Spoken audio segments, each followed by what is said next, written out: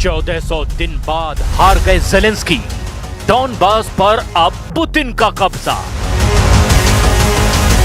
इस वक्त रूस यूक्रेन जंग ऐसे मौके पर पहुंच चुकी है जहां ज़ेलेंस्की के सामने सिर्फ एक ही रास्ता बचा है, या तो पुतिन की शर्तें मान लें या फिर नए साल 2026 में यूक्रेन पर अब तक का सबसे बड़ा रूसी हमला सहने के लिए तैयार हो जाएं। रूस यूक्रेन जंग को 1400 दिन पूरे हो चुके हैं। 3 साल 8 महीने से ज्यादा की जंग में यूक्रेन अभी तक रूस को अपनी जमीन से खदेड़ नहीं पाया। पिछले 24 घंटे में रूस ने यूक्रेन के 1800 से ज्यादा सैनिकों को मार डाला और पूर्वी यूक्रेन का किला कहे जाने वाले डॉनबास पर रूस ने 80 से 85% इलाके पर कब्जा कर लिया है। या यूं कहें कि पुतिन ने यूक्रेन का पूर्वी किला जीत लिया है। इधर चौंकाने वाली खबर यह है कि ज़ेलेंस्की राष्ट्रपति ट्रंप को संकेत दे चुके हैं कि यूक्रेन रूस को डॉनबास का इलाका सौंप सकता है अगर रूस पूर्वी यूक्रेन के बचे हुए इलाकों से अपनी सेना वापस बुला ले। हैरानी की बात तो यह है कि ज़ेलेंस्की लगभग 100 घंटे पहले यही दावा कर रहे थे कि यूक्रेन रूस को ना तो डॉनबास देगा और ना ही यूक्रेन की 1 इंच जमीन देगा। लेकिन रूस के तूफानी हमलों ने अब ज़ेलेंस्की की बोलती बंद कर दी है।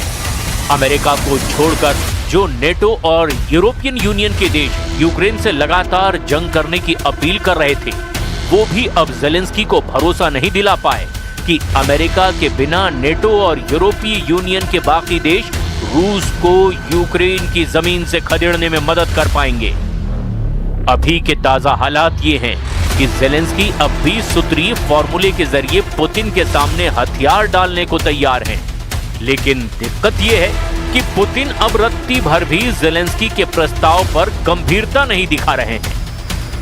पहले तो हम आपको दिखाने जा रहे हैं कि कैसे रूस ने डॉनबास पर पिछले 5 महीनों से तूफानी हमले करके एक तरह से यूक्रेन के साथ साथ अब यूक्रेन के समर्थक 81 देशों को भी चारों खाने चित कर दिया है। डॉनबास पर 90% रूसी कब्जा। अब पुतिन को 10% डॉनबास देंगे ज़ेलेंस्की। राष्ट्रपति ज़ेलेंस्की को जरा भी अंदाजा नहीं था कि America, Britain, France, Germany, Poland समेत नेटो और यूरोप के लगभग 80 देशों की सैन्य मदद और समर्थन भी रूस को झुका नहीं पाएगा। ज़ेलेंस्की ने 1 दिसंबर से लेकर 23 दिसंबर 2025 तक पेरिस, लंदन, बर्लिन, ब्रसेल्स और वॉशिंगटन समेत यूरोप और पश्चिमी देशों से रूस के खिलाफ रणनीतिक प्लान बनाने की कोशिश की। लेकिन दिक्कत ज़ेलेंस्की के सामने ये रही कि इस दौरान रूस के सबसे बड़े और ज्यादा हमले पूर्वी यूक्रेन के डॉनबास पर करे गए ताकि ज़ेलेंस्की की सारी प्लानिंग फेल की जा सके, और इसका असर भी साफ साफ देखा जा सकता है। खबर ये है कि रूस ने अब तक 90% तक के डॉनबास पर कब्जा कर लिया है और अब ज़ेलेंस्की भी शर्तों के साथ पूरा डॉनबास रूस को देने तैयार हो गए हैं। पुतिन को डॉनबास देंगे ज़ेलेंस्की। 20 सूत्रीय फॉर्मूला हुआ तय। यूक्रेन के राष्ट्रपति ज़ेलेंस्की ने अमेरिका के साथ तैयार 20 पॉइंट शांति योजना का खुलासा किया, जिसमें पूर्वी क्षेत्रों में डीमिलिटराइज्ड जोन बनाने की सहमति जताई गई, बशर्ते रूस भी अपनी सेनाएं पीछे हटाए। अमेरिका और यूक्रेन ने युद्ध समाप्ति के लिए कई मुद्दों पर सहमति बनाई, लेकिन डोनेस्क क्षेत्र की बची हुई जमीन और ज़ापोरिज़िया न्यूक्लियर प्लांट पर अभी भी विवाद बाकी है। यूक्रेन और अमेरिका ने हफ्तों की बातचीत के बाद यूक्रेन शांति योजना का एक संशोधित ड्राफ्ट तैयार किया है। पहले के ड्राफ्ट में वो 28 सूत्रीय योजनाएं थी, जिनके कई बिंदुओं पर यूक्रेन सहमत नहीं था। यूक्रेन का कहना था कि पहले वाली योजनाओं ने यूक्रेन को आत्मसमर्पण की ओर धकेल दिया था, लेकिन अब उसे 20 सूत्रीय फ्रेमवर्क में बदल दिया गया है। यूक्रेनी मीडिया क्यू इंडिपेंडेंट की रिपोर्ट के अनुसार यूक्रेन, अमेरिका और यूरोप के बीच 3 पक्षीय सुरक्षा गारंटी ड्राफ्ट तैयार किया गया। साथ ही साथ यूक्रेन और अमेरिका के बीच एक द्विपक्षीय सुरक्षा गारंटी समझौता भी किया गया। ये योजना युद्ध रोकने, सुरक्षा की गारंटी देने और यूक्रेन के पुनर्निर्माण पर केंद्रित है। अमेरिका ने इस मसौदे को रूस को सौंप दिया है और मॉस्को से जल्द जवाब की भी उम्मीद है। विशेषज्ञों का मानना है कि अगर रूस सहमत होता है तो युद्ध जल्द खत्म हो सकता है, लेकिन क्षेत्रीय विवाद अभी भी बड़ी चुनौती बने हुए हैं। यानी जो ज़ेलेंस्की रूस को यूक्रेन की 1 इंच जमीन भी देने तैयार नहीं थे, वो अब पूर्वी यूक्रेन का बड़ा इलाका डॉनबास देने को तैयार हैं। बस पुतिन कुछ शर्तें ज़ेलेंस्की की मान ले। लेकिन ताजा खबर यह है कि रूस ने प्रस्तावित क्रिसमस सीज फायर को ठुकरा दिया है, जबकि यूक्रेन अमेरिका ने इसे शांति की दिशा में सिग्नल माना है। 25 दिसंबर 2025 की ताजा रिपोर्ट के मुताबिक रूस ने यूक्रेन के राष्ट्रपति व्लादिमीर ज़ेलेंस्की द्वारा पेश किए गए नए 20 सूत्रीय शांति प्रस्ताव को उसकी वर्तमान स्थिति में स्वीकार करने से इनकार कर दिया है। क्रेमलिन ने कहा है कि वो इस योजना को वर्तमान स्वरूप में स्वीकार नहीं करेगा और इसमें बड़े संशोधनों की मांग की है। रूस का कहना है कि इस प्रस्ताव में उसकी प्रमुख चिंताओं जैसे नेटो के विस्तार पर प्रतिबंध, यूक्रेन की तटस्थ स्थिति और इन सब का समाधान नहीं किया गया है। रूस ने अग्रिम पंक्ति पर विदेशी सैनिकों की उपस्थिति के प्रस्ताव को सिरे से खारिज कर दिया है। इसके अतिरिक्त रूसी अधिकारियों ने स्पष्ट किया है कि कोई भी समझौता युद्ध के मैदान की वर्तमान वास्तविकताओं यानी कब्जे वाले क्षेत्रों पर रूसी नियंत्रण पर आधारित ही होनी चाहिए। Напередодні Різдва русські вкотре показали, хто вони насправді. Масовані обстріли, сотні шахедів, балістика, кинджали – все було. Так б'ють безбожники, так роблять ті, хто не має абсолютно нічого спільного – християнством і будь-чим людським. Але ми тримаємось, ми підтримуємо один одного і ми молимося сьогодні за всіх, хто на фронті, щоб повернулися живими, за всіх, хто в полоні, щоб повернулися додому.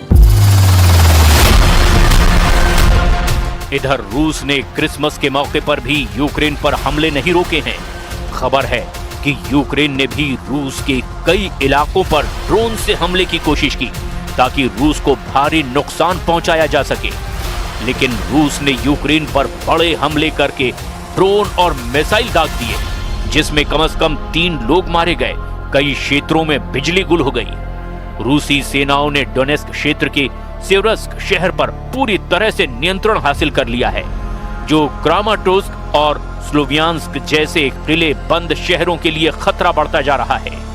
रूस ने यूक्रेन के ओडेसा क्षेत्र पर लगातार हमले तेज किए हैं, जिसके बंदरगाह और ऊर्जा सुविधाएं प्रभावित हुई हैं। ज़ेलेंस्की ने इसे रूस की समुद्री पहुंच ब्लॉक करने की कोशिश बताया है। अमेरिकी खुफिया रिपोर्ट्स का दावा, युद्ध नहीं रोकेगा रूस।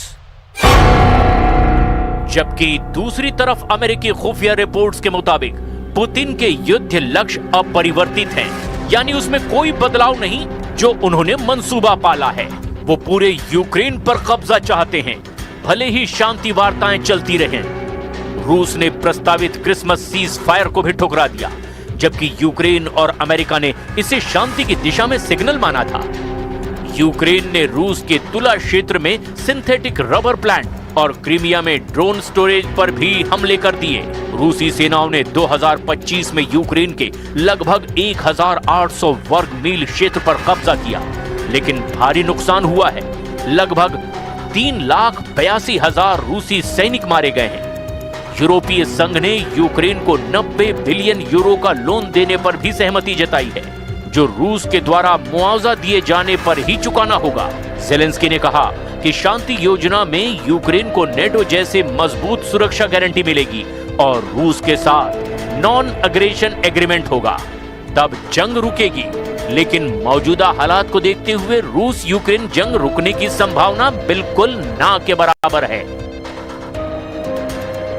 В переговорном процессе по украинскому регулированию, я имею в виду в переговорном процессе Соединенными Штатами Америки наблюдается медленное, но верное продвижение вперед. И оно сопровождается, как уже неоднократно подчеркивалось, крайне вредоносными и даже злонамеренными попытками группы государств, прежде всего как раз вот этими западноевропейскими, торпедировать эти усилия, пустить под откос все достигнутые дипломатические наработки. В диалоге с американской администрацией неизменно призываем коллег активно противостоять этому деструктивному процессу. डॉनबास क्षेत्र की वर्तमान स्थिति को लेकर दिसंबर 2025 की ताजा रिपोर्ट के मुताबिक स्थिति काफी तनावपूर्ण और निर्णायक मोड़ पर है। रूस ने भले ही पूरे डॉनबास पर अपना कब्जा नहीं किया हो, लेकिन वो इसके बहुत बड़े हिस्से पर यानी लगभग 80 से 85% इलाके पर अपना नियंत्रण कर चुका है। सबसे गौर करने वाली बात यह है कि रूस और यूक्रेन के लिए डॉनबास इतना इंपॉर्टेंट क्यों है। जरा आप गंभीरता से इसे समझ लीजिए। रूस ने अभी तक 100% डॉनबास नहीं जीता है, लेकिन उसकी स्थिति बेहद मजबूत है। दरअसल पूर्वी यूक्रेन के लुहांस्क और डोनेस्क को मिलाकर डॉनबास बना है।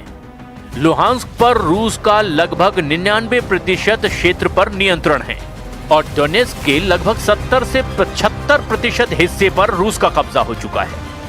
पुतिन ने दिसंबर 2025 में एक बड़ा बयान देते हुए कहा कि यूक्रेन डॉनबास के बचे हुए हिस्से से अपनी सेना हटा ले, वरना रूसी सेना सैन्य बल से इसे पूरी तरह से अपने कब्जे में ले लेगी। ताजा सैन्य अपडेट के मुताबिक रूसी सेना ने डोनेस्क क्षेत्र के रणनीतिक शहर सिवर्स पर पूरी तरह से कब्जा कर लिया है। इसके अलावा इवानोपिलिया से भी यूक्रेनी सेना को पीछे हटना पड़ा है। इन कब्जों के बाद रूस अब क्रामाटोर्स्क और स्लोवियांस्क जैसे बड़े शहरों की ओर बढ़ता दिखाई दे रहा है। पोक्रोवस्क डॉनबास का सबसे महत्वपूर्ण लॉजिस्टिक हब है। दिसंबर 2025 की रिपोर्ट के मुताबिक रूसी सेना ने शहर के बाहरी हिस्सों और कुछ शहरी इलाकों में भी प्रवेश कर लिया है। हालांकि यूक्रेन अभी भी शहर के कुछ हिस्सों में मौजूद है और इसे बचाने के लिए भीषण लड़ाई लड़ी जा रही है। विशेषज्ञों का मानना है कि पोक्रोवस्क का गिरना यूक्रेन के लिए डॉनबास में सबसे बड़ी हार होगी। रूस अब डॉनबास को जीतने के बहुत करीब है, लेकिन यूक्रेन की सेना अभी भी कुछ महत्वपूर्ण गढ़ों जैसे कि क्रामाटोर्स्क और स्लोवियांस्क को थामे हुए है। कुल मिलाकर रूस यूक्रेन जंग रुकने के आसार बेहद कम हैं। ज़ेलेंस्की का 20 सूत्रीय फॉर्मूला रूस को जरा भी पसंद नहीं आ रहा है। ऐसे में रूस साल 2026 में भी यूक्रेन पर बड़े पैमाने पर हमले जरूर करेगा।